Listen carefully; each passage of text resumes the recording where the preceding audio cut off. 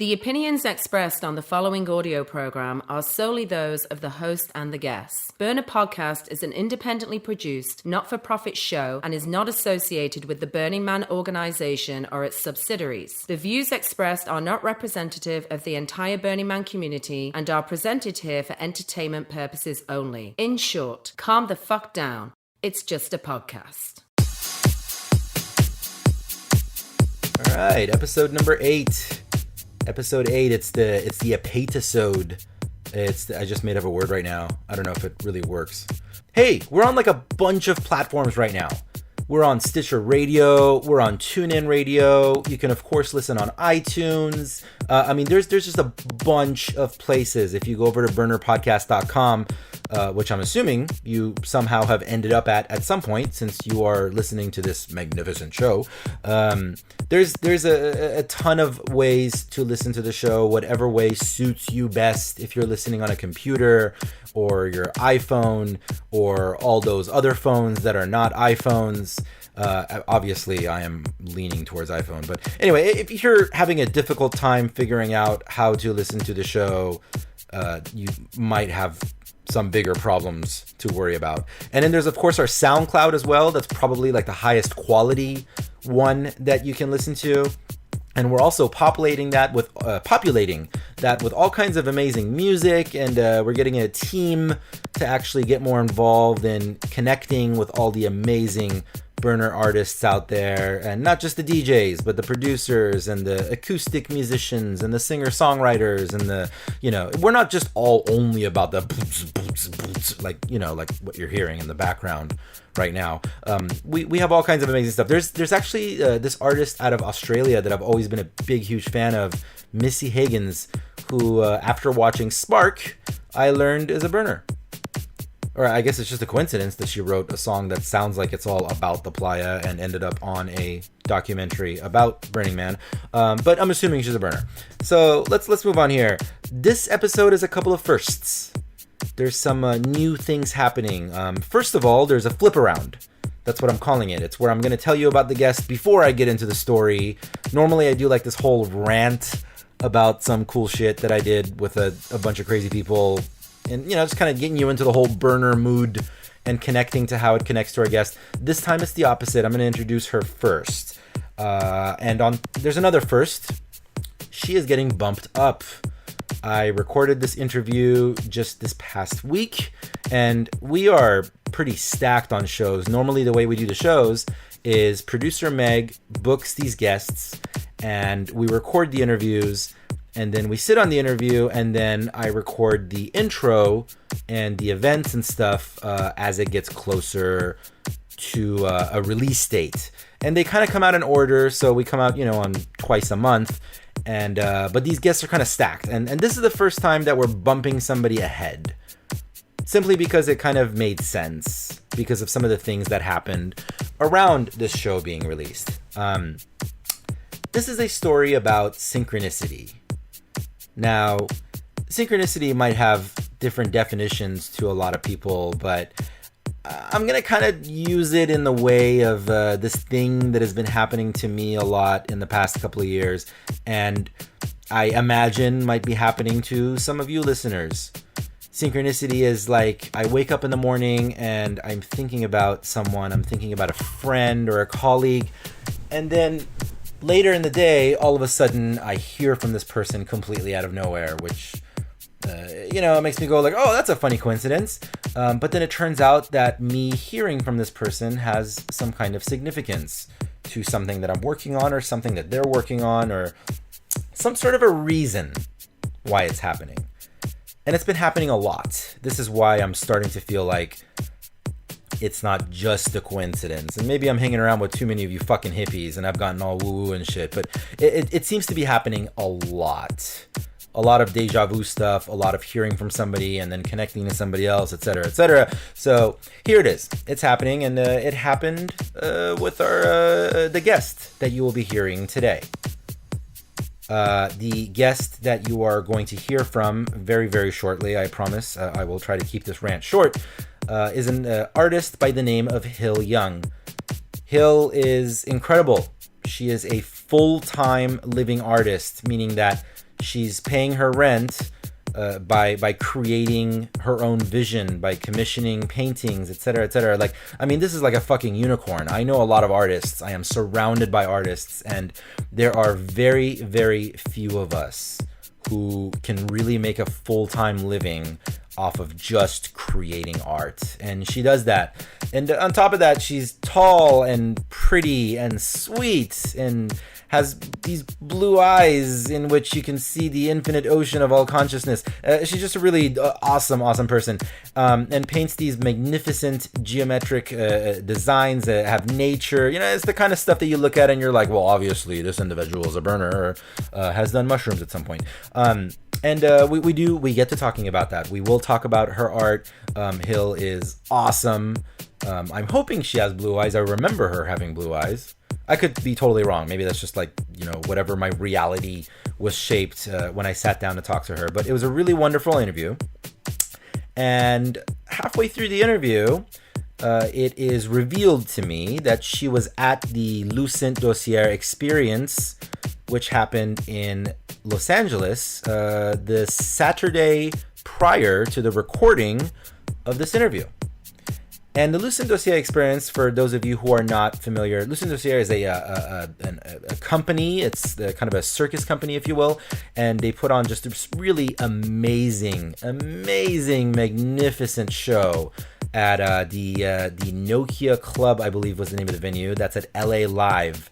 If you guys ever go to LA, it's this, you know, this ridiculous complex of entertainment establishments, and you can catch shows there. And the last time I went to the Nokia Club or theater, I'm not sure if it's the club or the theater. It's the Nokia, whatever it is. I was seeing the Wu-Tang Clan. The majority of them were there. That was kind of a big deal. And then this time around, I go and I hang around with all these, you know, crazy hippies and fur and, you know, dancing and the boots, you know, and all that shit. And it was a really, really amazing show. The centerpiece of the show, of course, was Lucent Dossier, and they have this amazing event, and I think I've said amazing like 25 times because I can't think of another way to describe this thing.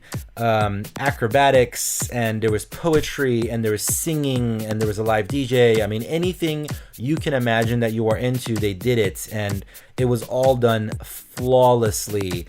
And I swear to God, I wanted to make love to every single person who was on that stage.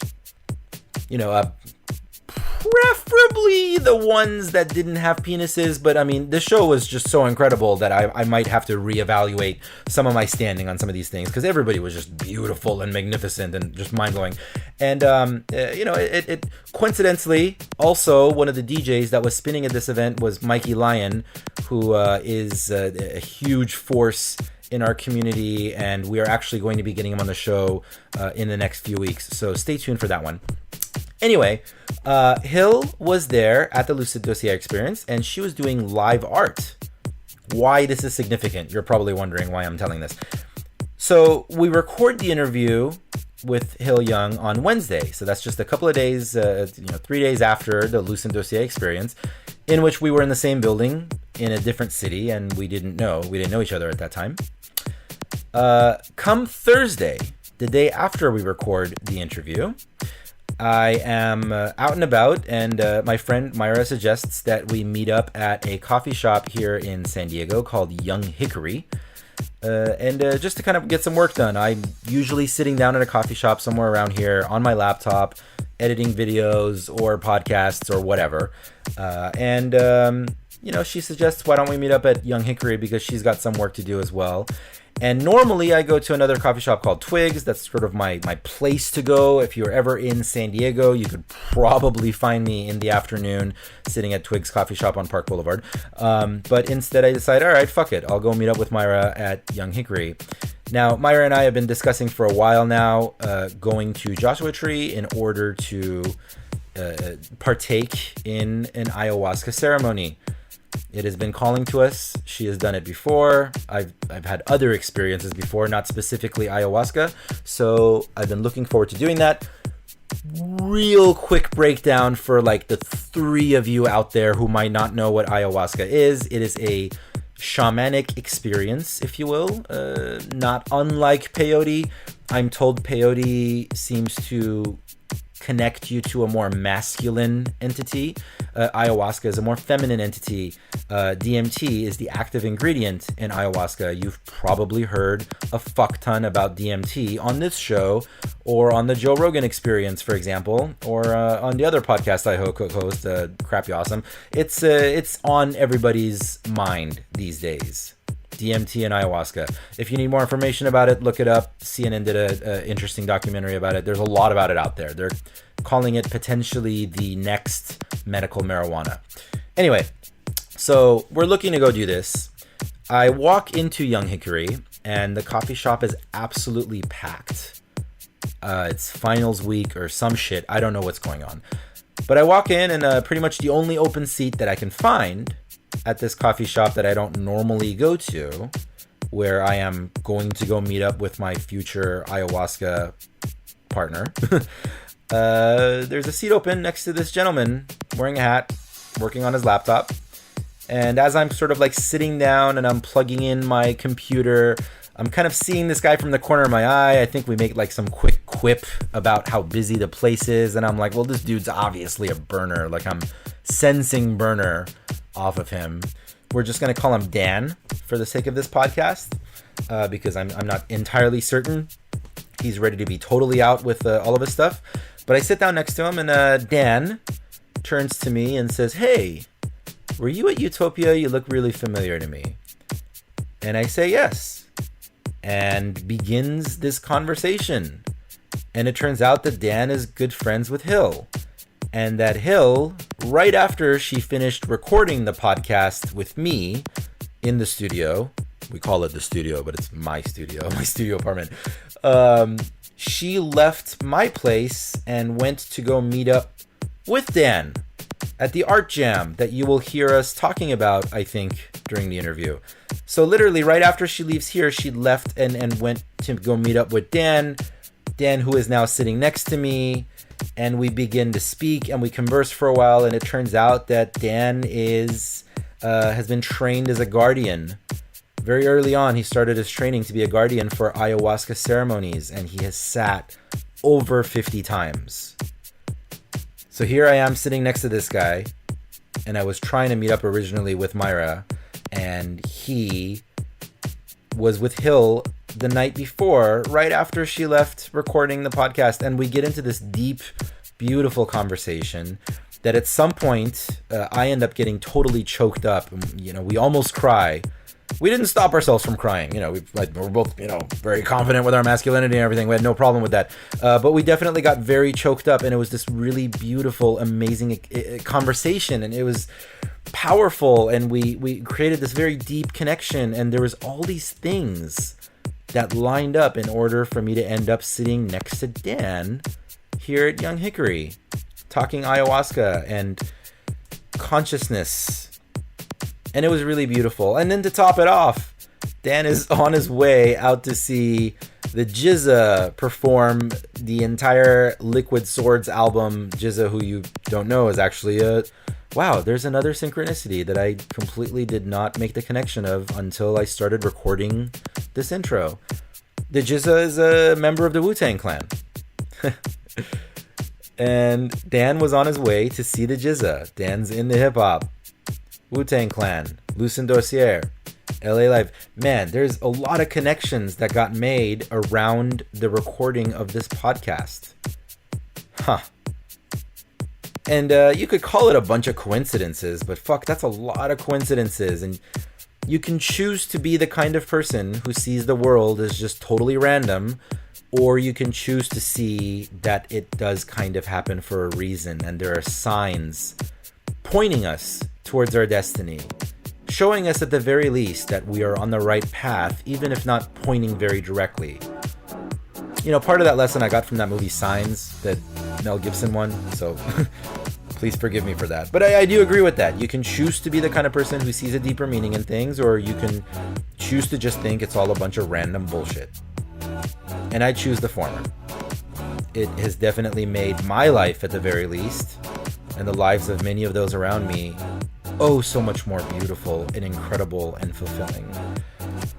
And the universe, you want to call it God, Allah, whatever you want to call it. It's the Tao that flows through all of us. It's the collective consciousness that is all of us that we forget about while we are walking around in these human bodies. People always say it's a small world, but... So, Hill Young, Synchronicity. I go by Mr. Arash, even though nobody calls me Mr.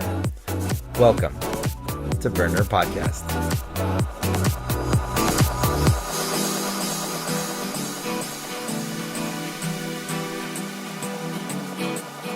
On the first part of the journey, I was looking at all the life. There were plants and birds and rocks and things. There were sands and hills and rain. The first thing I met was the fly with the bugs and the sky with no clouds. The heat was hot and the ground was dry, but the air was full of sound. I've been through the desert on a horse with no name, and it felt good to be out of the rain. In the desert, you can't remember your name, because there ain't no one for to give you no name.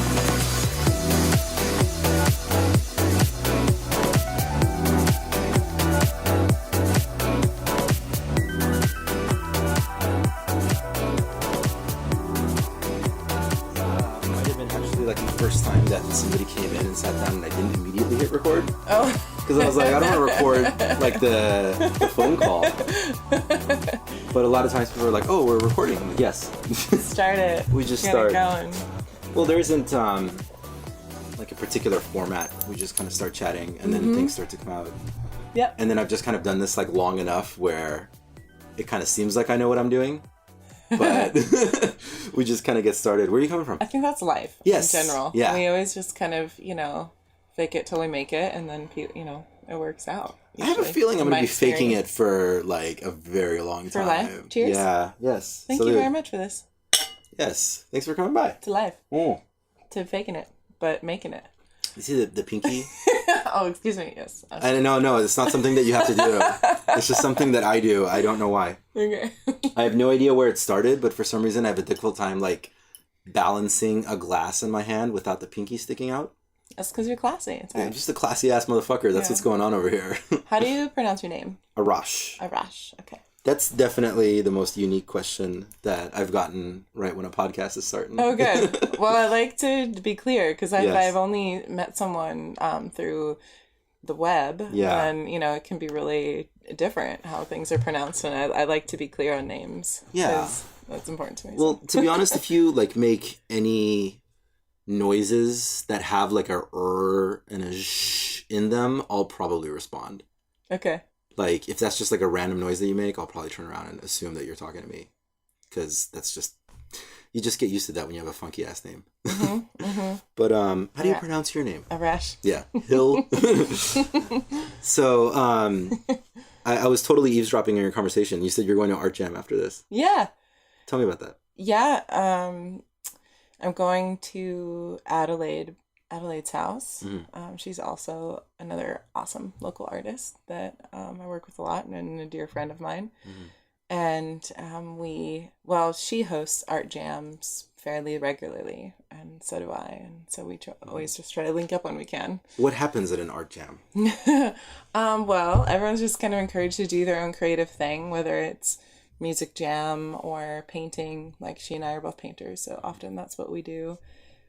But it's just kind of a community hangout. Yeah. Gathering, of friends, often sort of potluck style, bring some yummy foods and wine or whatever. Yeah. And it's really beautiful. What kind of art are we looking at? We have painting, we have musicians, what else?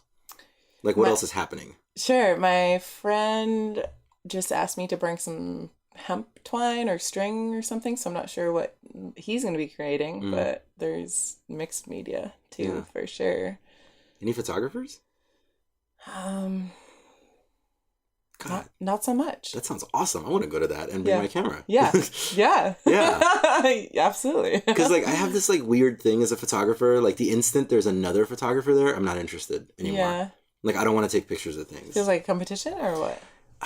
I don't know if it's competition. It's just like I kind of feel like I don't know. I wish I knew how to describe it. It's not a matter of like I wonder who's gonna take like a better picture. There's just like I feel like there's only so many angles you can take of something, and usually a lot of times I'll be at a thing and I'll see like basically the same subject matter is getting shot from like 18 different angles, and I kind of want to do that, especially at a small event. Yeah, too. Yeah. But it's really casual. It's just people getting together to create. So photography, you could absolutely do that, you know, but there's I think there's often not photographers because it's just more people really in the raw element. Yeah. Although that would be great to capture. Yeah, too. Yeah. We don't get that a lot, so that might be ideal. A lot of like what we struggle with as photographers is trying to figure out what the next pose is. Sure. So, I mean, I don't know what other photographers do, but what I basically do is I try to construct a situation where I can facilitate an environment where the subject will do something interesting. And it's not like I'm telling like, okay, put your arm this way, move over this way, turn your head this way. But in reality, I want something to just kind of happen. That's not me telling them. Because if you look at a lot of like the greatest photos in history, the ones that really like stood the test of time, it's even like the ones that have a model or a movie star or something like that in them. It's usually one of the in-between shots. Yeah. Mm-hmm. Like you're going from $1 million setup to another $1 million setup. And then like there's a moment where they're having a cigarette break by the trailer. And that ends up being like one of the most famous photos of all time. So in that case, there would be a lot of opportunity for that. Yeah. Or even a time lapse of the art and that kind of thing too. I think that'd be very cool. I would love to come to one of these. Awesome. I'm totally going to invite myself. Awesome. Put you on the spot on the show. I'll invite you. Yeah. There's all these people listening. Like, she sure can go. We have it recorded. That's kind of an interesting environment too, because one of the things that I always struggled with, like with my creative partner, so he's a musician, he's a producer and an MC, and a lot of times like he would just kind of want me to come hang out at the studio so that we could kind of just start creating together and start throwing things around. Whereas like for me, like I really need to be alone. Like I don't want other people there. I'm creatively pea shy. So like I wonder like what happens for you when you're in an environment when you have other people around versus when it's just you. How is that different as far as your creative process? That's a great question. Because I find myself very often in both of those situations, kind of bounce back and forth because I do a lot of live painting and performance art. And I also teach. Mm-hmm. And so it is a very different process. I find myself pulling on the atmosphere of whatever's going on. So say I'm live painting at a music show and it's a live band, I'll bring in every note that they're playing and the melodies and the beats and kind of go up and down within that range with the speed of my work and whatever is happening at the time. So I definitely bring in more outside influences when I'm in a community space, in a group. Does that vibe? I mean, I'm assuming that affects what comes out afterwards. Oh, definitely. Do you have a preference? It's a lot quicker for me when I do live painting style. There's a lot more color and quick brush movements that happen that's kind of a little bit more abstract. And that's mostly a timing thing, I guess. Yeah. And then when I'm in the studio working on my pieces, it's a little more focused and detailed. Does the subject matter change if you're around a community rather than when it's just like you alone? Not too much. It depends on the show, I guess. This weekend I was in Los Angeles for a Lucent Dossier Experience. I was there. Show? You were? Yeah. Oh, where were you? Awesome. I was live painting by one of the pillars. There were three live artists painting. Yeah. I was painting this kind of mad geisha face. This really very wide, open mouth face, and then all the people behind. So that was sort of a new style of painting for me. I don't usually incorporate as much human figures. I do a lot of animal stuff. And so bringing in kind of the theater, dark, gritty vibe, the awesomeness of Lucent Dossier. So that's it. So there's a great example. Did that piece start in your head before you got there, or did it start when you got there? It started a little bit before. I had sort of a vision actually sitting on the porch at my house, knowing that I was going to go probably a couple hours before I left for LA, and thought about what kind of canvas I was going to bring. And I like to just start completely blank when I do these live shows and see what comes out. I'll have a general idea of a couple pieces of subject matter, but mostly have no idea. Okay. It's fun that way. Yeah. So no, I completely agree. I know exactly what you're describing. So where do those initial couple of pieces come from though? Which part of your brain is like, I want these things to end up on a canvas today, no matter where it goes? Yeah. That's a great question. I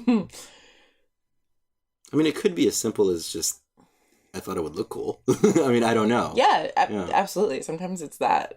And this show in particular I wanted to play with more of the human form aspect and pull in the actual show itself and some of the themes that they have. And I pulled this inspiration from one of their Instagram photos of a beautiful photography capture of one of their performers. And how many days before the show was this? Transformed it into my own thing. When you saw the day of. Okay, on the day of, you're trying to figure out what you're going to do. Oh, yeah. Yeah, okay. Yeah. I like to not have too much planning with it. And then if I don't have a particular image or theme related directly to the show, then it's always some kind of theme of my life in that time. So there's been a lot of shows that the theme may not match exactly the music, but it's something that's going on within me and phases of my life. So it changes for sure a lot. What phase are you in right now? Oh man.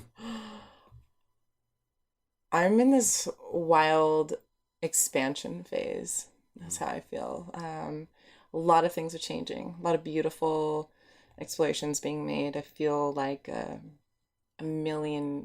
transformation of a different butterfly almost every few minutes of every day.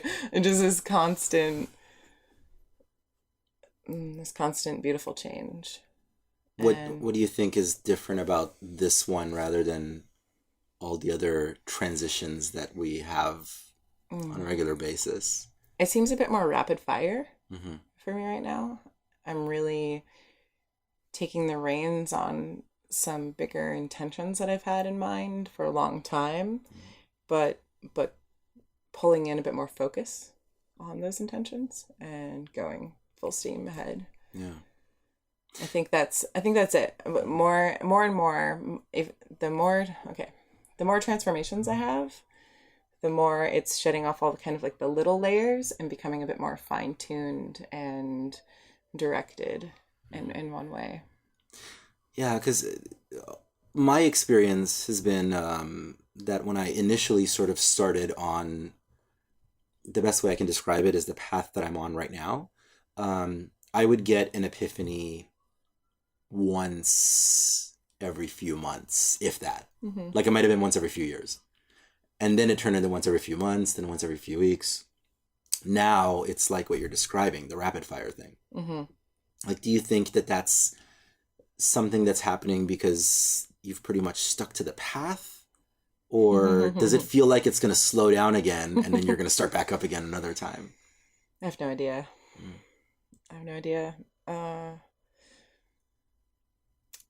The place where I am now caught me by surprise. So I have no doubt that whatever comes in the future will do the same. It never looks like what you think it's going to look like. For sure. Yeah, it's what you were describing about the speed changing, and like it almost sounds like the cadence of your paintbrush changes depending on like when you're in front of people. Definitely. So you kind of have like the same, like for example with music, you have like a lot of the same notes and a lot of same measures and a lot of the same progressions, but you just basically move the speed around and take the BPMs up and down. And that's kind of like what you're experiencing when you're in front of a group of people versus when you're alone. Yeah, that's a great metaphor. But the subject matter tends to be fairly consistent depending on the phase that you're in, is what I think so. Understanding. Okay. It seems to have proved that. Yeah, I have a lot of natural influence, organic forms, animals, plants, birds, insects, that type of thing, and geometric qualities. The main difference also that's shifting for me right now is not just painting, but a different medium. So going more into performance art that's not just with a paintbrush, using my hands to paint, something like that. Kind of a dance, movement, meditation with a paint idea, or larger scale installation work. Some 3D elements are coming in. So that's shifting a bit too, which has brought massive transformation. Just deciding to do one 3D project versus a painting project brings in so many other ideas and concepts, and just knowing how to do it and learning how to do it. But I like that. I'm constantly on the go and trying new things. Yeah. The appetite is insatiable. Yes. It pretty much never stops. Yes. Do you remember? Undeniable. Yeah. I have no choice. Yeah. No, I mean, I don't, pretty much every artist I know, like really it almost seems like the only thing that makes you an artist is that appetite, this uncontrollable addiction to create. Now, the madness. Yes. Like, the quality of what comes out at the end is craftsmanship. That's not the art. The art is what's happening inside your soul. And so I wonder, do you have a memory of the earliest time in your life where you wanted to create an image?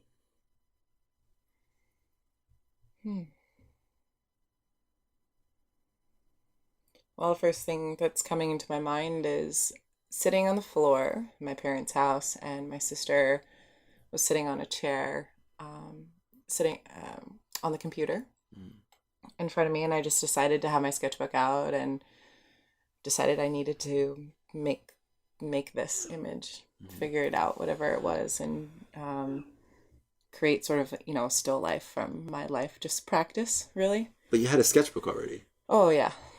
I mean, I was probably, let's see, how old was I? Probably around 12 or 13-ish. Okay.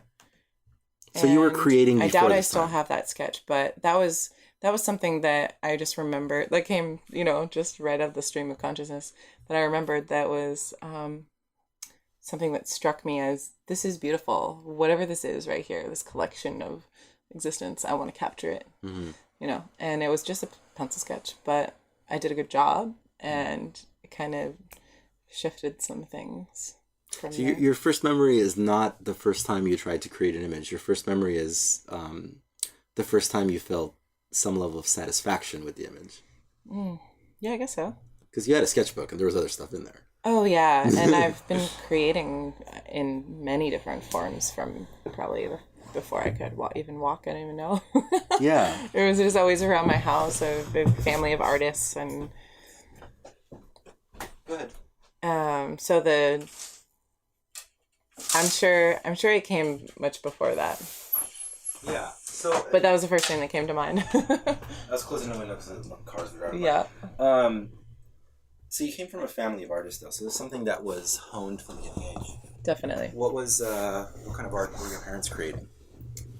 My dad was a graphic designer and also painter through his college years, and pretty much could build all kinds of things. Very handy, like handyman was one of his jobs too, like around the house and building and painting industrially. And then my mom was more of a 3D creator through cooking, sewing, that kind of thing. So I learned many aspects, many disciplines through growing up. And I have 3 older brothers and 1 younger sister, and we all tapped into some element of that. Oh, I'm so fucking jealous as we of you. grew up. It's so unfair. I'm absolutely 100% blessed, 150% blessed. Yeah. Just really really thankful for that. Yeah, absolutely. My family and everything that I was taught and what came through. Yeah, they were cultivating it from a very young age. Yeah, which of course now I can look back on and see, oh, I was so lucky, but I had no Yeah. idea at the time. It was just how it was, you know. Yeah. We hardly ever watched TV, and we didn't, being such a big family, we didn't like have a lot of toys or extra things. So we created a lot of stuff for ourselves. Mm. But I loved it. You know, I Yeah. grew up in the mountains, local mountains of Julian, and ran around in nature, and that's an obvious influence on my work now. Still loving nature and loving being barefoot as much as possible. God, that's amazing. Like I'm sorry to take it to like a grim place, but like I'm thinking about like, oh, there's so many people out there in the world that huge number, much larger number than I think we will ever know until science starts to like really dissect what the artist's brain is, and I don't think they really have. Yeah, good luck But with that. yeah. Well, it's. I mean, I'm imagining how many people around the world have like committed suicide because they didn't have that support structure. Because you have this insatiable appetite, and I mean, I know for me, like I was a person who had to come out at a much later time in life, and it looked like the process of coming out as an artist like looked a lot like the process that I would watch of my gay friends coming out of the closet. You know, like at first you're like really kind of shy and traumatized and beaten up, you know, the rest of us who didn't have like the cool artist parents, you know. Yeah. And then we go like a little overboard, you know, and we're just like, I'm just gonna like fucking jump on a table and take a shit because I'm an artist, you know, like crazy stuff like that. And then eventually you kind of find a balance between living your life and realizing that this journey is going to take a while, but also sort of finding yourself. But you never really had to go through that process. Oh You no, had it from early. actually I absolutely did. Really? Yeah. There was judgment for sure. Mostly what I put on myself. My family and friends were very supportive of me, but the social structure that I found myself growing up in was still, you know, high school, college, job, da da da. And even though I knew I wanted to be an artist, I still chose a career that was artistic yet would make me money. You know, I didn't go straight for my passion of painting. Yeah. What was that? What was the career? And teaching. It was, I went to school for graphic design, which I also really loved, and I still do. I did that too. Some. Because you're like, you still get to work, you know, like. Yeah, it seemed like a good compromise of, you know, yeah, but it's so not. doing art, but still creating. Yeah. And then I realized how much I just loathed being on the computer all the time. And the reason that I create is to do it with my hands and to really get, you know, paint. I'm sure I have paint on me right now somewhere. Yeah. And there's some on your nose. Yeah. Good thing. I didn't want to tell you. I didn't want to tell you when you walked in. Kind of wondered if it was a birthmark. Had to blow me up. Yeah. But so I definitely felt like I was settling for design school, and then halfway through, just got my associates and realized like I'm not. Why am I doing this? Yeah. I really don't love it. I thought maybe I could do illustration and do graphic design, and that would kind of match up more what I wanted to do. And then I just still found myself painting all the time and doing all these side gigs that were what I really wanted to do and procrastinating on my graphic design stuff. And so... I mean, with graphic design, you're still working on somebody else's vision. Yeah.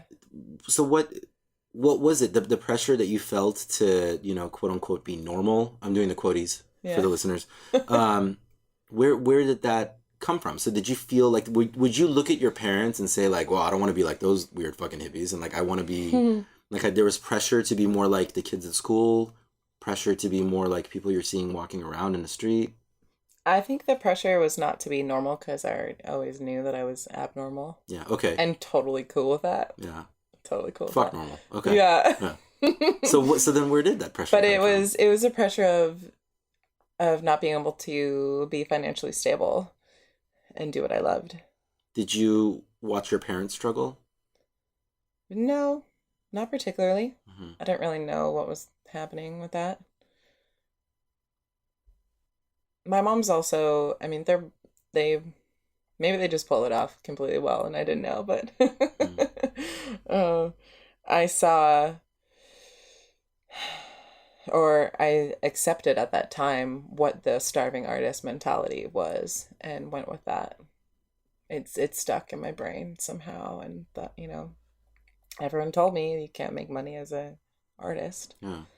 But then as I started doing my own thing, and even in design school, found a lot of peers that were making it as an artist, and I have a lot of amazing people to thank that even in the local community that have really changed my mindset of that capability. So we didn't really get an answer to that. Where'd that pressure come from? Because you it's just I don't know, society, I guess. Yeah. You know, I can't pin it exactly, but just so even with all the cool desire. Like creative support at home and seeing that you can make it and seeing other people can make it, you still felt the pressure to some extent plug into the system. Mm-hmm. Yeah, you know, I really chalk it up to just kind of being naive and being young and jumping into the college system, which I think a lot of it is really amazing, and I think a lot of it's really crap too. Yeah. Yeah. Is there the way it's set up financially? Yeah. Oh yeah. No, You know? A lot of times, especially in our community, we'll see people rail on like scientists, quote unquote. Not necessarily in our community, but like the people that our community pays attention to, like somebody like Rupert Sheldrake, the promoters of psychedelics and like new spirituality, things like that. But I think really their beef is with academia. Because most scientists I meet are fucking awesome and curious. And in fact, I think that the scientist brain and the artist brain are very much wired the same. We're just approaching answering the same questions from very different angles. But the academia is very much a system that like once you start pushing a certain agenda, like that system has to continue existing. They still have to continue selling the books. They have to continue getting new customers in, et cetera, et cetera. And you went like halfway through that, and that's sort of when you realized you don't want to do graphic design. Yeah, and I've always had this kind of rebel mentality that has ebbed and flowed, and I kind of went with it for a while through graphic design school, and then the rebel came back out, and I realized that I couldn't settle. I couldn't go along with it. And then more and more decided that I had to just jump in full force of what I was doing.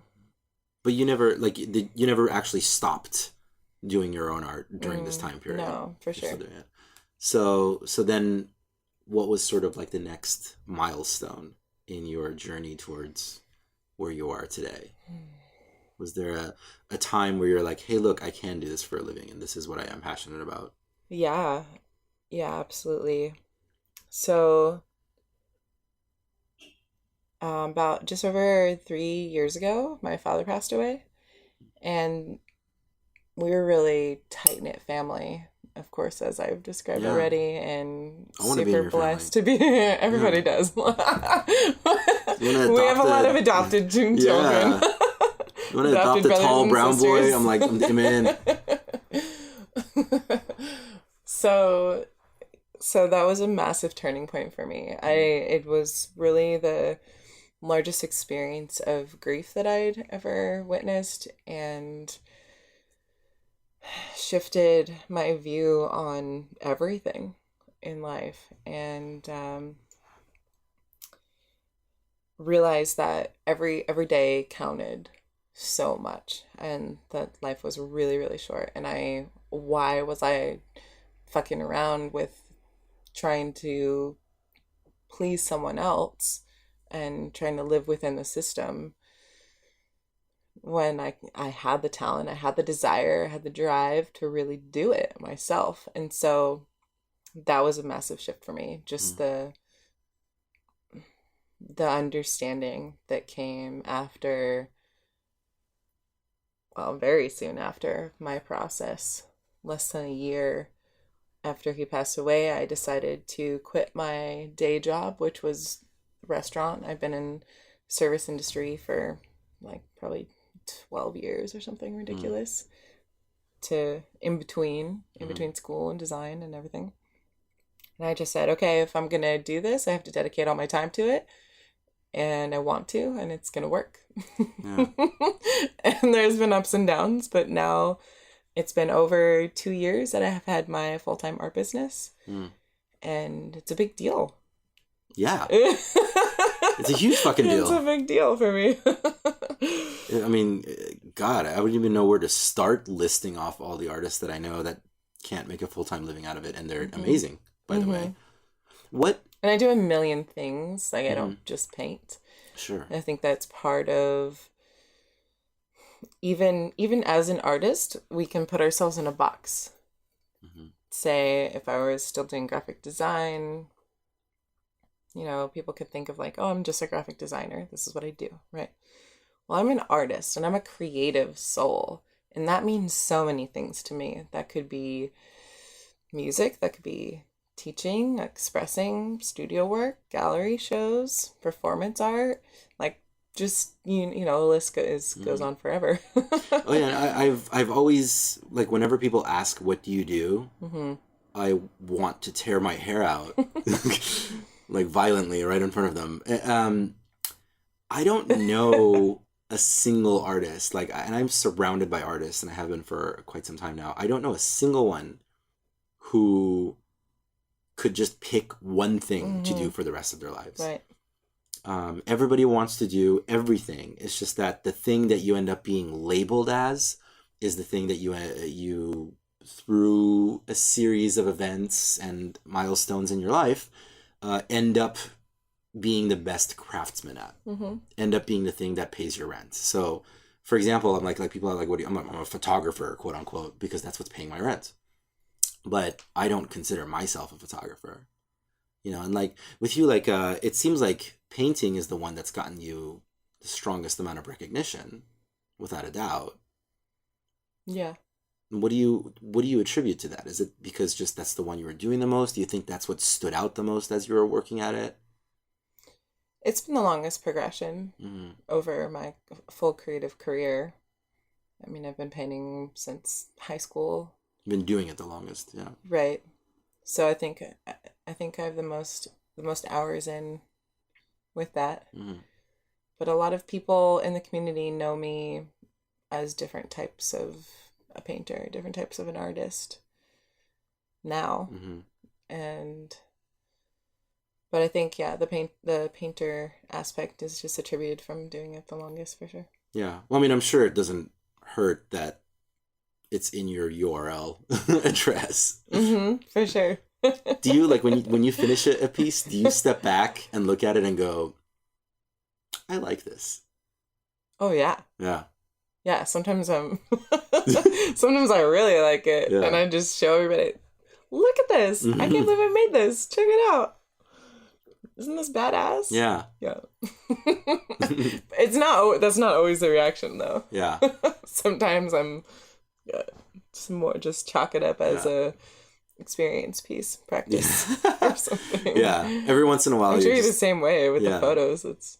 Oh yeah. No, it's. There was I don't know who said this quote. I quote a lot of people and studies, and I can't remember where the quote came from or the study. Collective consciousness. Yeah, it's come from, exactly. It's coming from somewhere. Though, I mean, I probably just read it and I forgot to look it up. But what is it? It's art is not completed, it's abandoned. You know, at some point you just have to stop. You have to put down the paintbrush and stop and walk away. Do you, when you finish a piece, like, do you feel like, yeah, I'm done, I finished it, there's no more to be done? You don't look at it a week later and say, I'm going to change that bird. Sometimes I do. I've gotten a pretty good handle on my style and how I like things to look. And so it's hard to explain exactly what that is, what that done moment is. I think the best way for me of what I've heard people say too, which I like, is kind of, it doesn't bug me anymore. Like there's not something about it that I have to fix personally. Mm-hmm. And that shifts and changes very much whether I'm working on it in the studio by myself or if I am in a live painting atmosphere, because there's often people that will make different comments or suggestions about the art, and you have to kind of ebb and flow with that. But yeah.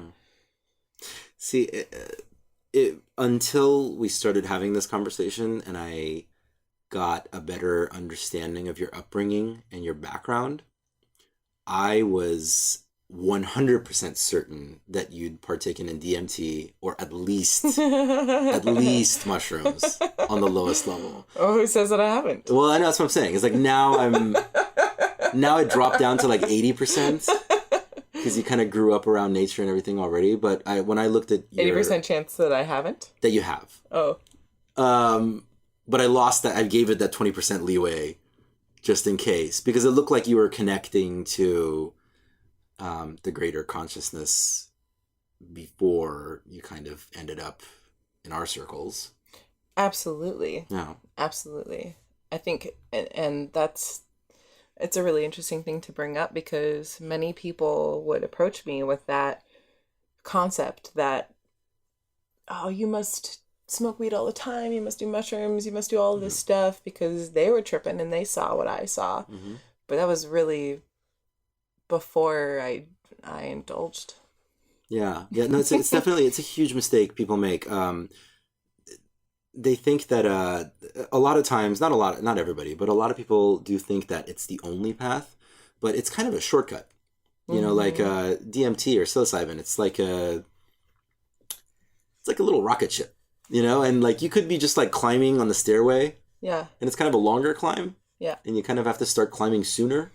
So you could reach that naturally, or you can like hop in the rocket ship and get there faster if you haven't been there before. Mm-hmm. When was your first psychedelic experience? How long ago? Probably not much longer than 5 or 6 years ago. Mm-hmm. Maybe max. Yeah. Maybe even less than that. What was it? Mushrooms. Yeah. Yeah. And even now, I'm very ceremonial about it. To me, like exactly like you said, it can be just a rocket ship, and I can tap into that space very easily when I'm painting without any influences at all. And I've always been kind of hypersensitive to that as well. The different levels that exist. Mm-hmm. Yeah. And so it's been interesting to jump on the rocket ship every once in a while and just see further. Does the rocket ship show you new things, or does it affirm what you already see and feel? Affirms. 100% affirms. Yeah, sometimes new stuff too. Yeah. It's like you look out the left window. Oh, look at that. It's more of a physical, like I can more easily connect with other people who have done psychedelics to describe the level of what I see as an artist on a daily basis. Mm-hmm. You know, because between artists, we see the world in a different way. We see patterns and shapes and design in a completely different way than someone who doesn't view the world creatively. Yeah. You know, not that they can't do that without psychedelics, but often that experience will bring someone into that different perspective. burnerpodcast.com. All right, ladies and gentlemen, and everything in between, of course. Just going to take a quick little super duper break to tell you about some of the cool shit that's coming up in our international community in April. These are all April events. April 16th is Enchantment. That's the New Mexico Regional Burn. Dude, you got to go to their website, enchantmentburn.com. It is just beautifully designed, just very elegant and wonderful. Make sure to check that out. Enchantment, the New Mexico Regional Burn is, I guess they had some difficulty with the landowner and the event pulled out last minute. So this year it is being held at Witch Wells in St. John's, Arizona. So yeah, the New Mexico Burn is in Arizona this year. If you want more information on that, go to enchantmentburn.com. Check out that beautiful website. Check out that amazing event. That's April 16th. It should be 16th. It should be really cool.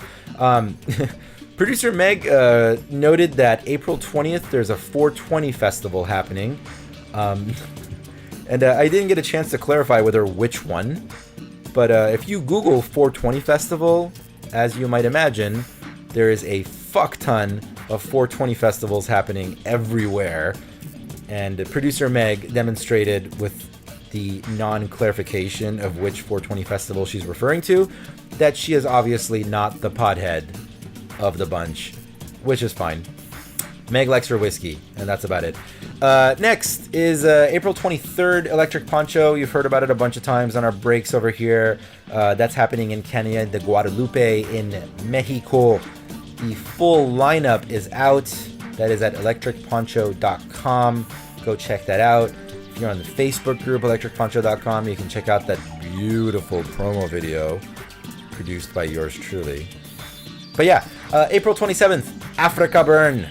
Oh man, I this is definitely on my bucket list of things that I want to go to. I've heard amazing things about it.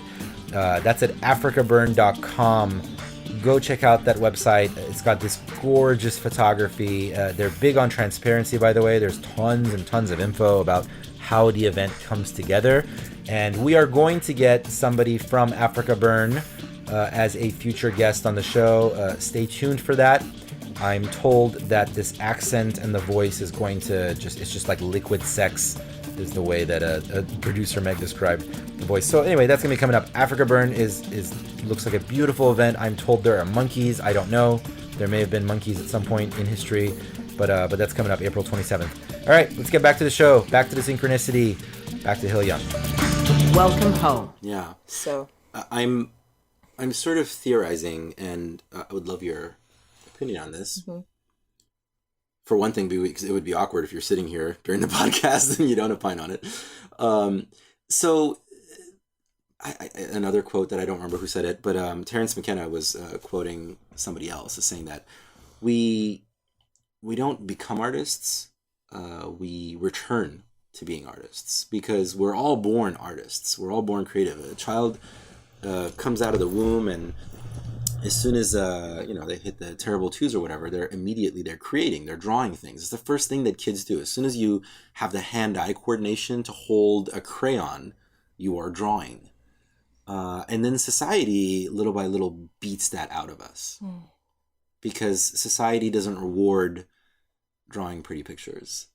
And instead of society looking at things like that and saying like, oh, there's other ways to create in a manner to contribute to society, society continues to create the machine, because we need more people to kind of fall in line and do the jobs that need to be done in order to maintain society. And I'm not saying that that's like a negative thing. We're sitting in a house right now that we wouldn't have if we didn't have like people in the system paving the roads and being a part of it. And I feel like with your upbringing, if you sort of had that connection already from birth and you were surrounded by it and you were surrounded by it at a much higher level than a lot of people I know who even grew up in artistic households. You had a lot of siblings and everybody was taking a piece of it. So you were already connecting to what that greater consciousness is. And the closer you are to who you are as an artist, the closer you are to the greater consciousness. And I would imagine that that's probably the reason why you're already feeling that very naturally, even without ingesting something. Sure. I have a lot to say on the subject. Please actually. do. Fire away. I'm just going to drink my wine. So, absolutely. I think that I personally, even though I still succumb to the societal structure in certain ways, and judgments and pressures that I put on myself. I definitely had a bit of a head start there, for sure. But then adjusting back to what you're saying about, you know, being born artists, that is a huge, huge passion of mine. It's not just a theory, it exists, that we've compartmentalized all of these different industries where even creativity is an industry. Mm-hmm.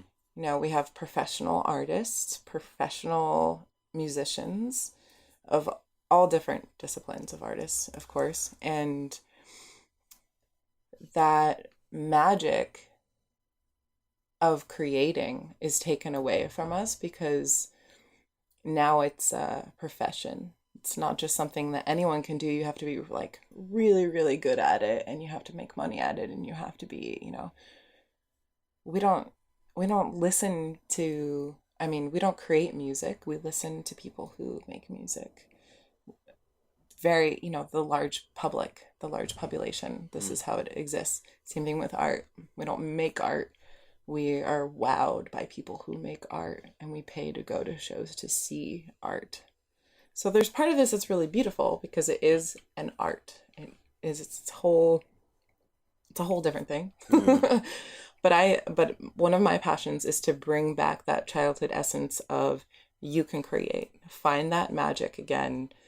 Find the meditation, find the healing and the therapy that is in that creation, whatever that creation is, whether it's painting or drawing or a guitar, you know, or anything, or singing, and not placing judgment around it of what it sounds like, but actually coming back to the root of we are here on life to experience, we're here on life to create from our soul and to be fully expressed in whatever that sounds like. Mm-hmm. It doesn't have to be beautiful. It doesn't have to be perfect. It doesn't have to be airbrushed or morphed in a machine. It can be raw and really, really beautiful in that way. And so that is a huge mission of mine to share that with people. You know, I teach therapeutic art lessons for many different ages of students, and even just try to live as much my life to that end as possible so people feel like art is accessible to them. Not put myself on a pedestal. Yeah. You know. No. Or put art on a pedestal. Yeah. No, I couldn't agree with you more. When I initially started on my path, I was looking around at all the people around me, and I've spoken to a lot of people who've had exactly the same experience. You're like, hey guys, I discovered this cool new thing. You got to come with me. And like, you're trying to sell people on it. Mm. And eventually, like, you learn very quickly that you just have to start walking. And at first they throw stones at you. And then eventually they start walking behind you. Hey, this guy seems to know where he's going. So I'm going to start walking in that direction as well.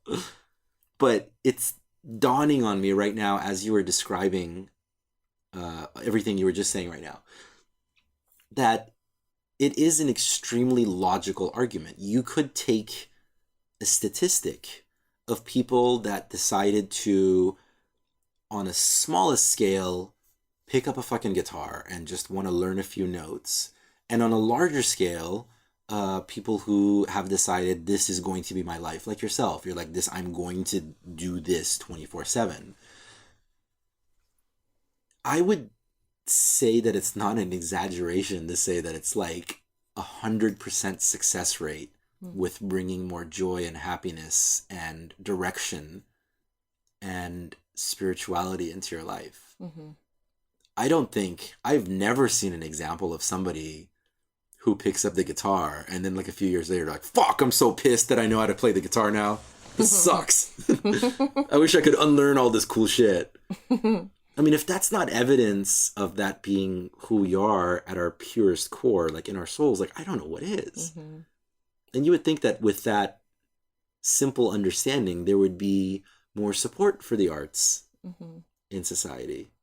And then also, just to kind of continue that conversation, is viewing every industry as an artistic endeavor. Mm-hmm. You know, even building roads or architecture is extremely creative, and making food, and there's just so many different elements that are creative. And if we encourage people to tap into that mindset of they are an artist, everyone is an artist. Yeah. And then you kind of, it takes just so much more of a beautiful responsibility for what you do and ownership. And then you can be really proud and give to what you're doing if you think that you're creating something that someone wants to look at or experience. Yeah. No, So shifting the whole concept of what we even view an artist as, or a creative person. That's a perfect transition into what I wanted to ask next. Nice. Yes. Well done. You should be my co-host. I mean, obviously, like, I think the people that would have the most difficult time even grasping what you're presenting, because I think that's beautifully said, would be like the factory worker types. I mean, if you are an assembly line worker, the way that Ford envisioned in the early 1900s, you're doing this one thing over and over and over. And like today's version of it is, I don't know if you've seen any of these behind the scenes things of the Amazon warehouses. Oh, it's horrifying. No. It's like this completely bland environment. They have all these restrictions on like simply even talking. Like, it's really horrific. And it's pretty much just the most horrible environment to work in, because all you're doing is picking up packages and moving them around. And the only reason they even employ human beings is because the machines, they don't have strong enough AI, smart enough artificial intelligence to move the boxes and figure out the address. But as soon as they do, they'll switch it over to that. So let's say I am a worker bee at Amazon and I'm listening to this podcast and I'm like, what the fuck are you talking about? How am I supposed to do that at my job? What would be your advice? Okay, so a couple things with that, which are, I think that the advancement of technology is a really beautiful thing, because like you said, okay, so if a robot or the AI was smart enough to handle this business that's very monotonous but still desired in the human existence, sending packages or whatever that might be, whatever the industrialization is, say a robot can take over that, then that leaves more room for beings to experience being. And then they don't have to be sitting at the conveyor belt. That hasn't happened yet, though. True. So, I mean, you know, there's a way you could view what they're doing as a part of the greater hive, or you could view it as, okay, if I had a moment to actually sit down with these people and talk to them, my suggestion would be like, get the fuck out of there. Yeah. Enjoy your life. Yeah. If you're not enjoying it, go out and enjoy it. Do it what you're passionate about. Still got to pay rent. Yes. Yeah. And I have this conversation with artists all the time. All the time. Yeah. There's always the but. The but gets in the way of we like big butts and we cannot lie.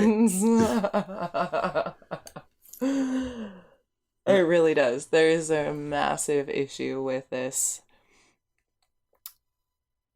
Well, I wouldn't even say an issue, but there is definitely a massive shift that's happening, and we find ourselves right on the edge of the industrialized world that's still very, very present, and then this default or radical world that we live in outside of the default world that is brimming with life and possibility. And there's a bit of, we're like right on the edge between the two. And so there's a bit of going between and figuring out what works to make a smooth transition. And that's really challenging. And I don't have an answer for that. Yeah. That's way beyond my scope. Yeah. No, well, we're and so I'm working on person to person and my life, and possibly setting an example for people to follow of like, well, this is what I did. Yeah. You know, I just lived my experience to the best of my ability and saw the change happening and wanted to change, and this is what I'm doing. No, that's I mean, that's the only thing you can do. That's definitely the big lesson that I've learned is, when I was younger, I wanted to run around saving the world. And then as I got older and stayed on this path long enough, I'm like, well, you can really only do day by day, person on person. Because the bigger you are, I mean, like the more famous you get, the more likely it is that your message is going to get completely lost. It's the telephone game. If I whisper something in your ear and you whisper it in somebody else's ear and they whisper it in somebody else's ear, by the time it gets to the 10th person, the message is already getting diluted. There's words changing. Yeah.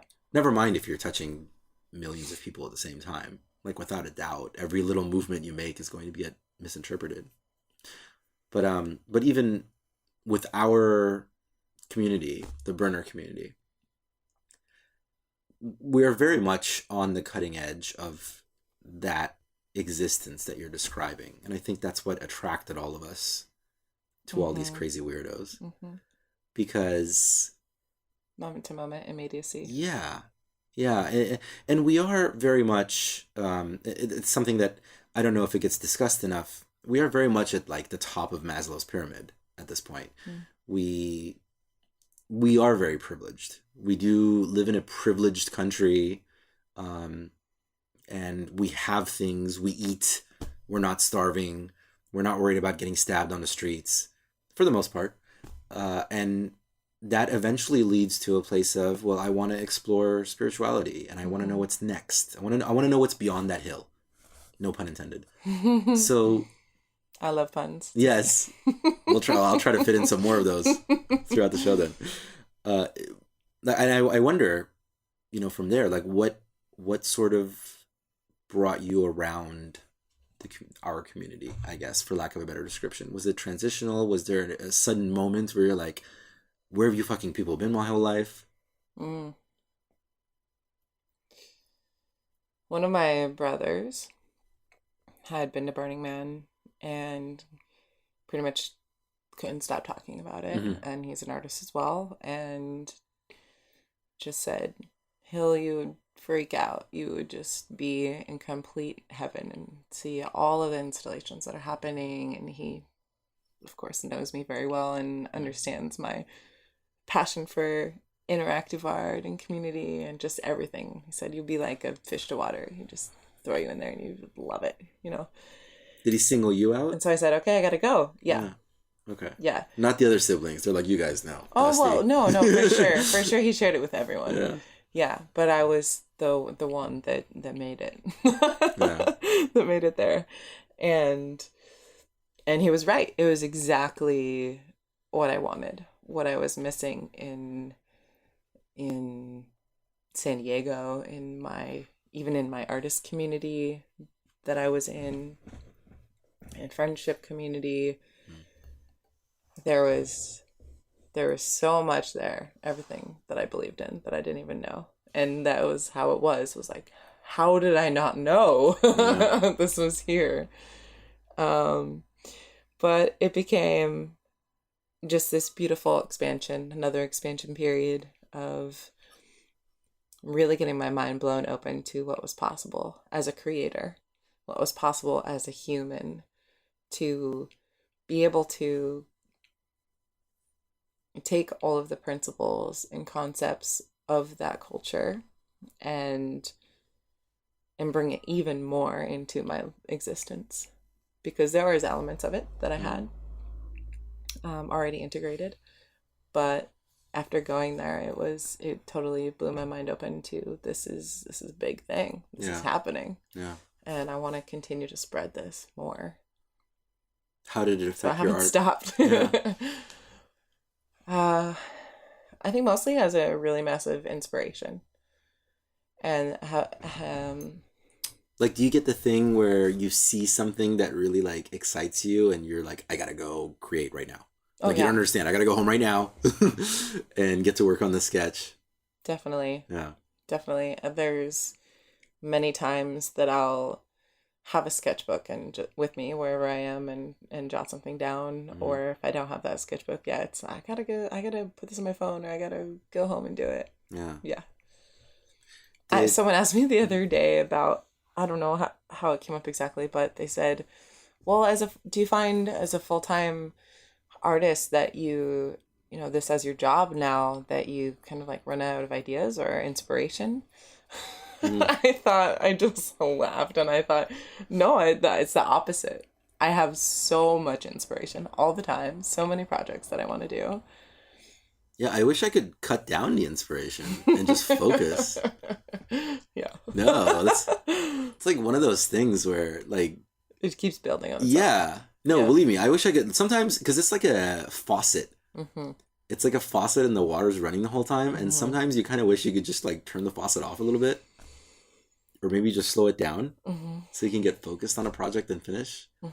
But so that's where the fine tuning comes in for me. Yeah. Where like I have all of these amazing, awesome ideas, but what's really the most potent for me right now, and that's how I decide what I'm gonna do. How do you decide? Well, that was a shoulder shrug. Yeah, listeners. Shoulder shrug. A geometrically tattooed shoulder shrug. Just what can I absolutely not do?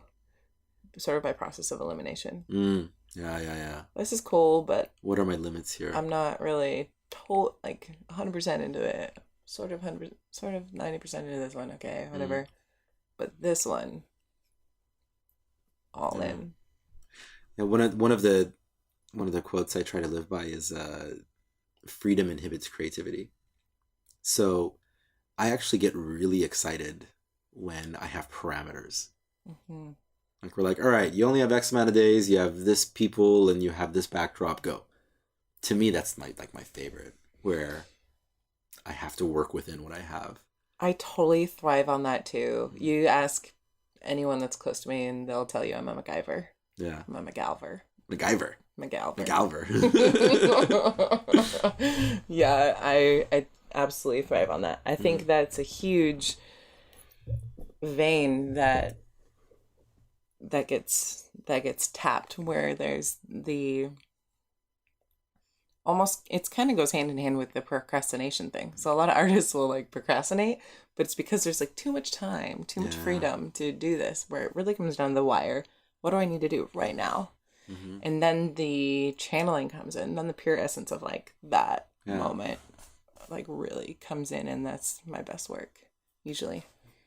When you're creating anything, any sort of art, do you kind of just start moving your hands and trust that something's going to come out, or do you spend time in contemplation? I spend a lot of time doing both. I think it goes... Like, do you ever look at your piece and go like, I don't know where this is going, but I'm just going to trust it? Oh, absolutely. Yeah. Absolutely. I spend a lot of time staring at my pieces. Yeah. I'll just sometimes, even when I'm live painting, people are like, are you done? Why are you stepping back? No, I just got to look at it for a while, and then it's going to tell me what happens next. Yeah. I had that experience with screenplay writing, where I'd have this like very specific outline about like what I wanted the characters to do and what they're going to do next and where they're going to go. And the fuckers just started doing their own thing. And I'm like, no, you're not supposed to say that. I need you to die in this scene, and and this is happening, and then this other thing's happening.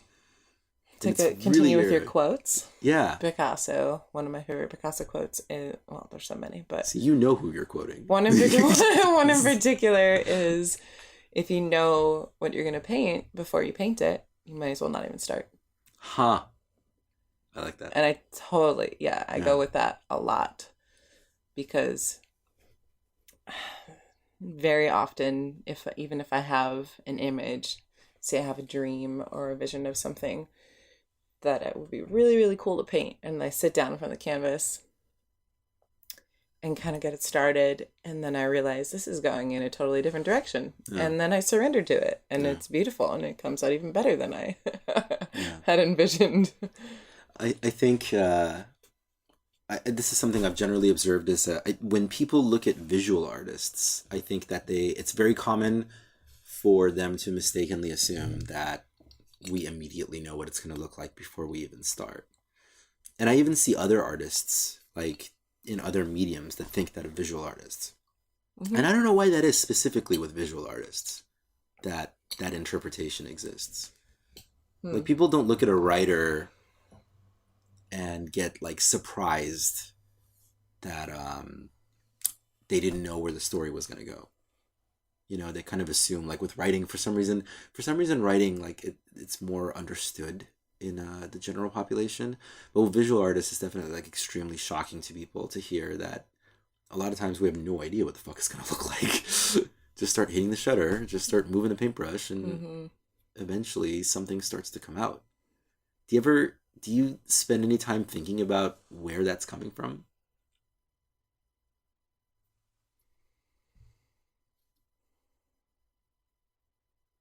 Sometimes.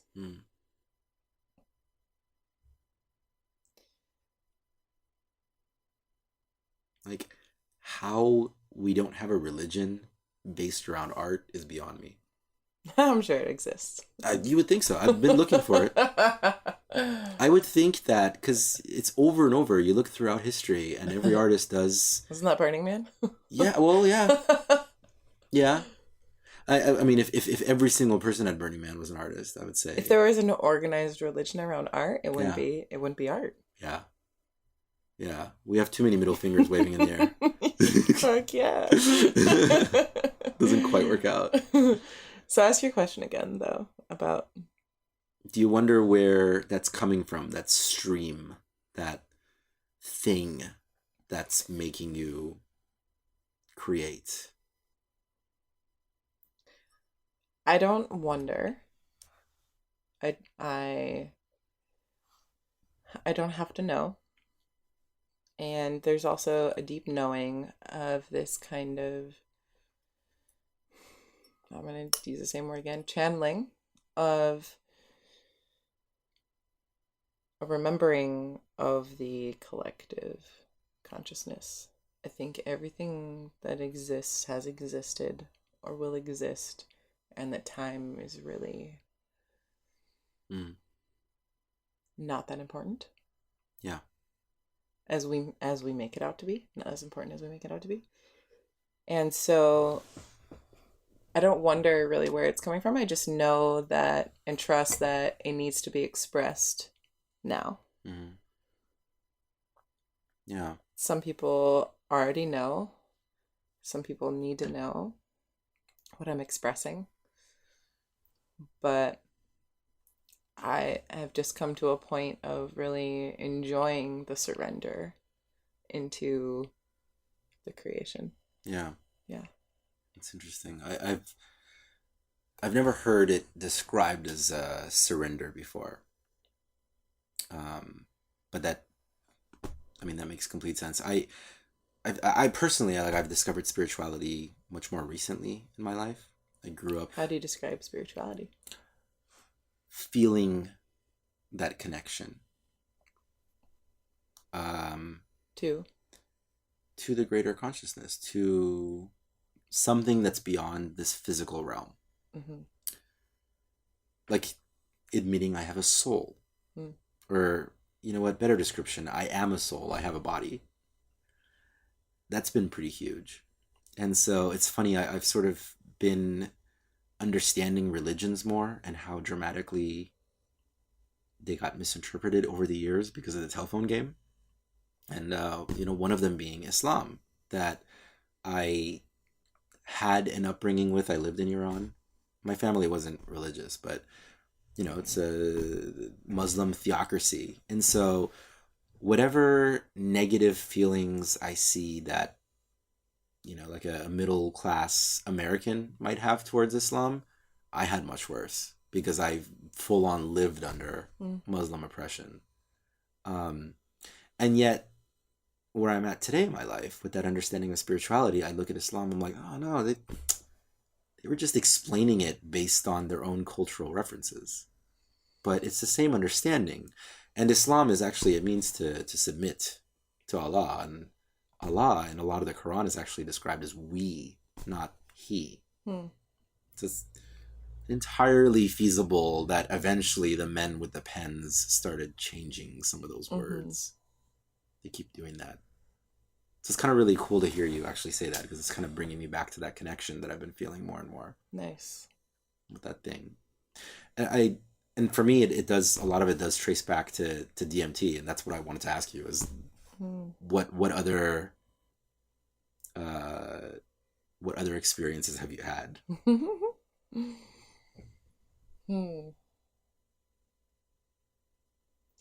Well, We got mushrooms. yeah, we got mushrooms.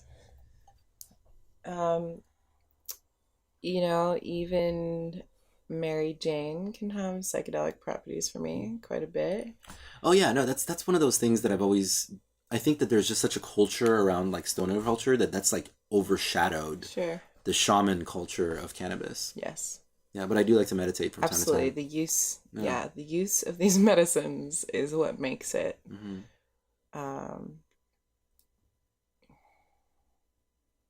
what makes it divine, what brings the greatest inspiration and insight. Yeah. Because you can use any type of psychedelic or drug towards whatever means you want, and if you set the intention, you can go a lot deeper. Yeah. Yeah. Not DMT yet though. Yes. You have. Yes. How long ago? A couple years. It's been a couple years. Did that change anything? What kind of what you brought up before of this knowing idea was really what I experienced. The idea of, okay, cool, this is what I've seen in my dreams, this is what I've seen in my visions, and now I can understand it on a little bit more tangible level. And that's pretty much how I experienced DMT. Yeah, it's like things you knew, but then it was like, now with a capital K. Yeah. Yeah. Same thing with LSD. Same thing with even marijuana too. But yeah. Do you feel that whatever the entity is, the greater consciousness, is it playful? What is the feeling you get from the other side?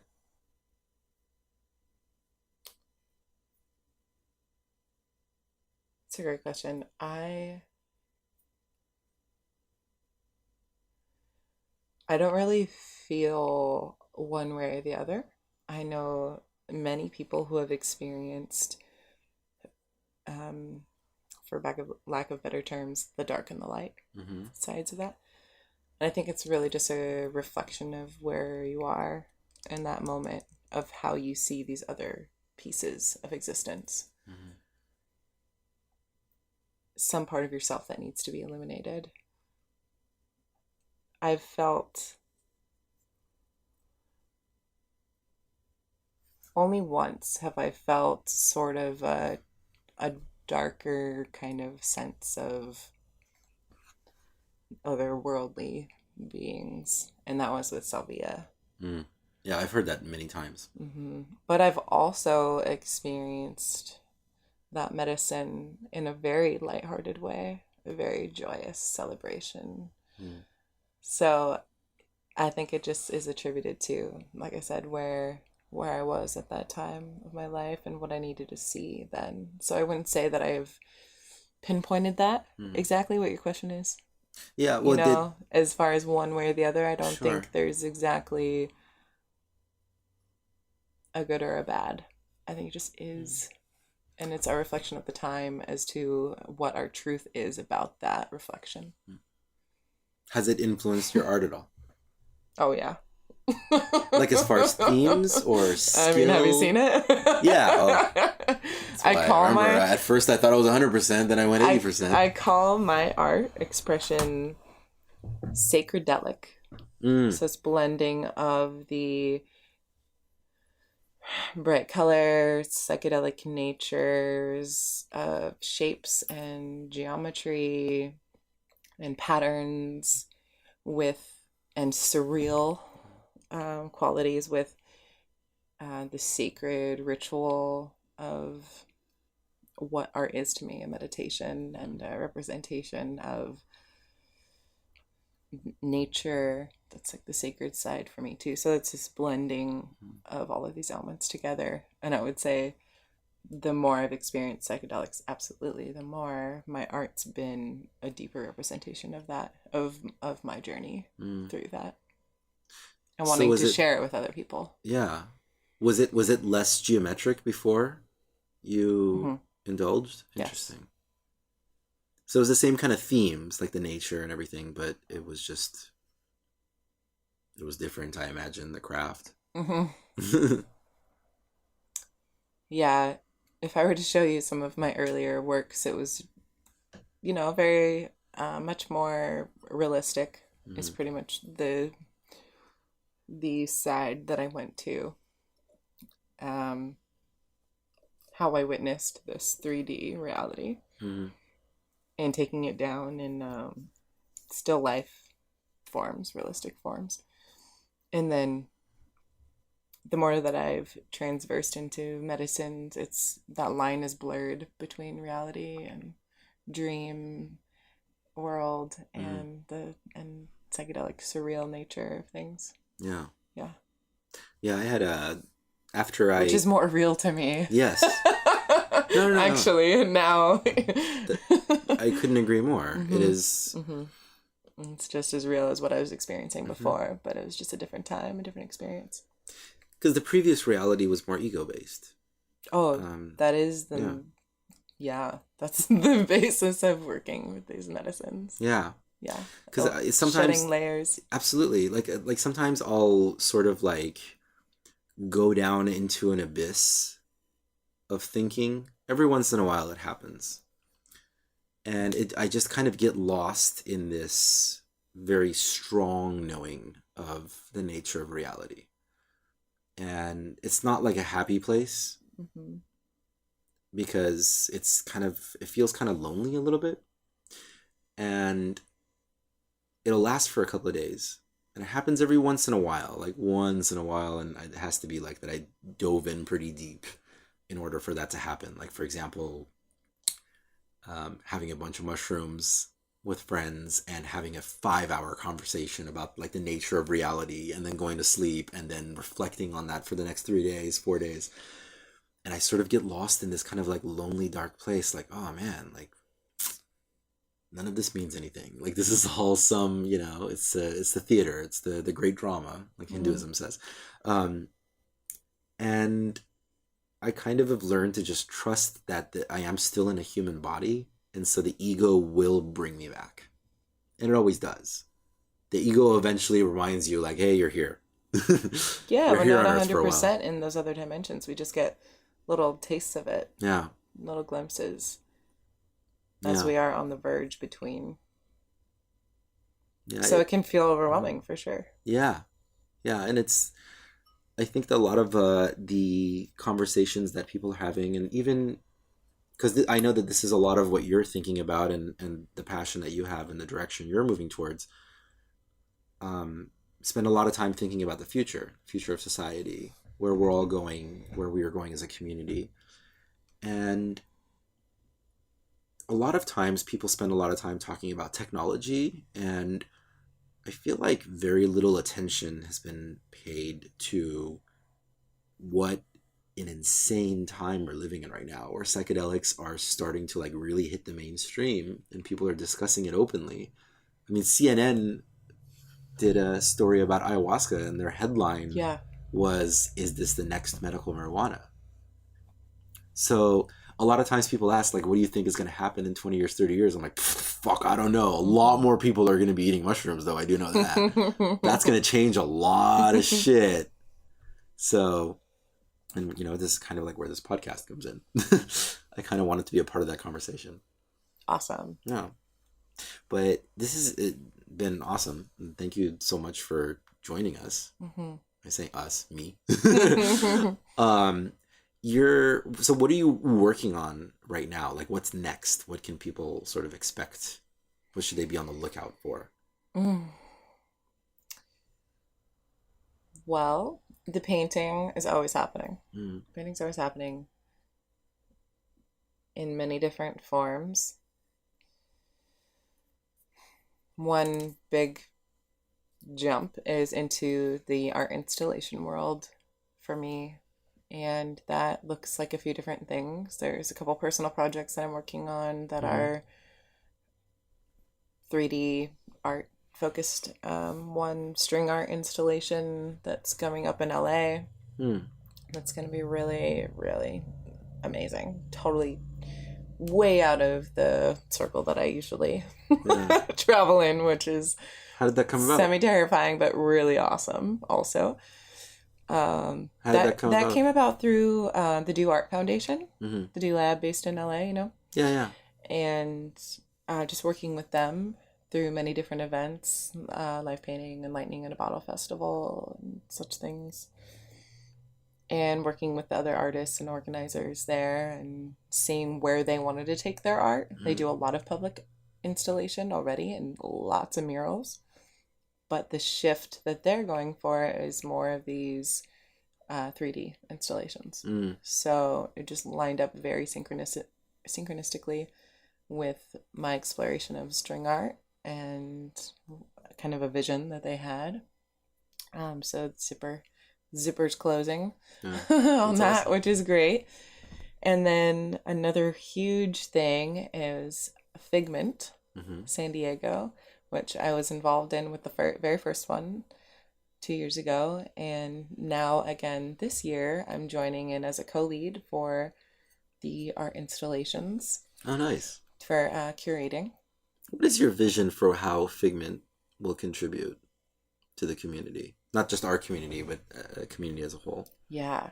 I'm really excited about Figment in so many aspects. And the biggest thing for me is coming into the San Diego art scene, I kind of found a few different galleries that were doing awesome things, a few different spots that I felt like I connected with.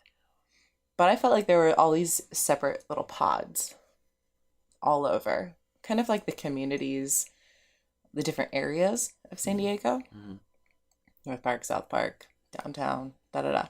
Kind of separate is how I viewed it at first.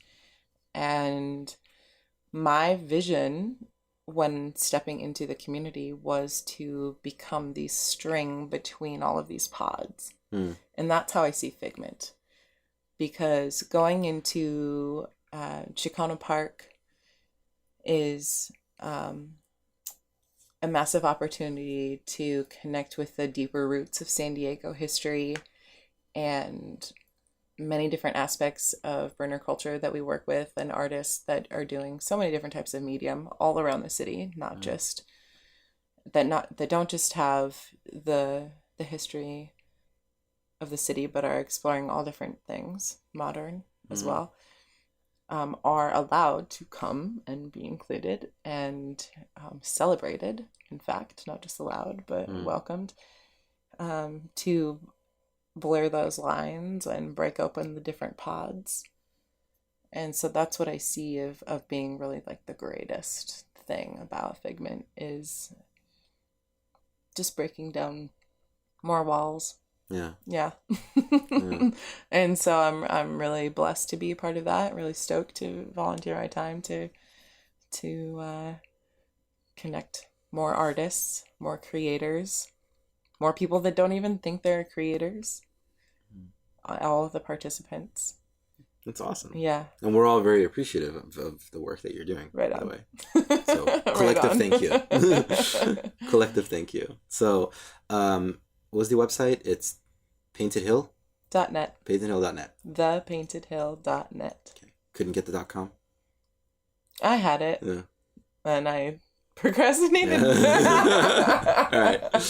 In my early years. Yeah. The interesting thing is I've had that URL and similar Gmail account for a really long time. Really like through almost just after high school. Yeah. And it's just kind of existed and stayed true to my namesake and what I'm doing, and been a great alias. So that's awesome. Yeah, that works. Okay. Now it's .net. There you go, .net. Go to the paintedhill.net so you can get more information, and you have a contact form there, I'm Yep. assuming. If people have questions, they can contact you, yada, yada. Okay. I would Yeah. love that. I love inspiration ideas, collaborative ideas, Yeah. job ideas, Money. Yeah. whatever comes through there Yeah. is beautiful. I love connecting to people. We've only had one guest who was like, no, I don't want to hear from people. So, Some artists are very personal. To yeah. Well, it wasn't an artist. But, but yeah, no, so the paintedhill.net, contact information there, Figment's coming up. You can see all our cool stuff there. But thank you so much for coming through. I really enjoyed this. Thank you. It's a good time. Arash. Awesome.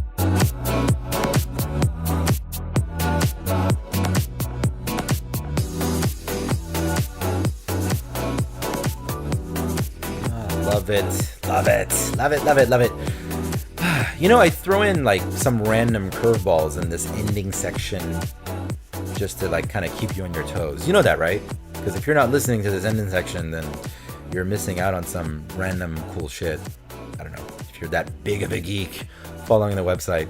But, you know, thanks again so much to Hill for joining us. It's been really, really fucking awesome. You can tweet me directly at Mr. Arash. And when discussing the show, please do use the hashtag #BurnerPodcast. Use it everywhere. Use it on Facebook. Use it on Twitter. Use it on SoundCloud. Hashtag #BurnerPodcast. We own that shit. Leave some reviews on iTunes while you're at it. That would be very, very helpful to us. Get the word out on this show to all the other potential burners who really, really wish they could hear my nasally voice. Our intermission music is by Duckman. Check out his music at duckmansd.bandcamp.com. And if you're a musician in the community, do send us a link to your stuff using the contact page at burnerpodcast.com. And we'll try to share it or send it to our music editor who's joining the team fairly soon so that the SoundCloud account can be populated by you fabulous weirdos. The Burner Podcast opening theme song is America's Horse with No Name remix, produced by Joman. Check out his stuff at soundcloud.com/DJ Joman. This episode is produced by Meg King. If you have questions or comments or suggestions for future guests, shoot them over to Meg King. She is on Twitter at @ThatMegKing. @ThatMegKing. I did not say .com this time. I'm so proud of myself. Our online editor is Alpi. She writes and curates the blog and can be reached on Twitter as well at @burner_podcast. Burner_podcast. The underscore is very important. If you have listened to previous shows, you know why.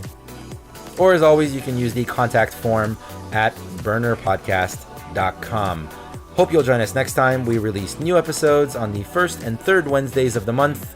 For now, eventually this will be weekly, but for now it's twice a month.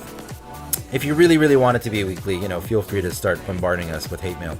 So, till next time, synchronicity, love and light, and all the other crap. Good night.